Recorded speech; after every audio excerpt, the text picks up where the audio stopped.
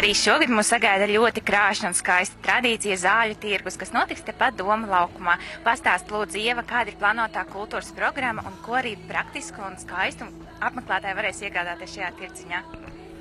Sākšu ar to, ka Līgo, jeb tautā saukt par Jāņiem, ir viena no vislatviskākajiem un populārākajiem svētkiem Latvijā. Un saskaņā ar senajām tradīcijām ļaudis pušķo mājas, sien sieru, brūvē alu un gada īsākajā naktī līdz pat saulēktam pie ugunskuriem dzied dziesmas un līksmo.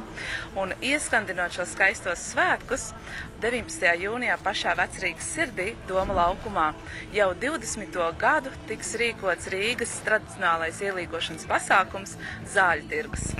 Zāļu tirgū būs iespējams iegādāties gan Jāņu zāles, gan lietišķās mākslas meistaru darinājumus, gan arī dažādus lauku gardumus.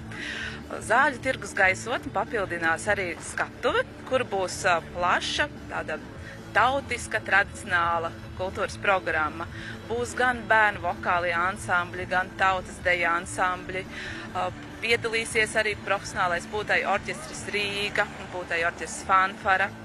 Būs arī džeza vokālā grupa Assembly Singers un vīru kvartets Harmonija Rīgai.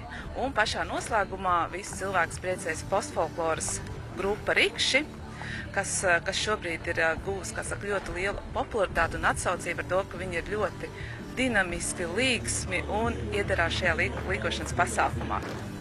Pasākums mums notiek visas dienas garumā.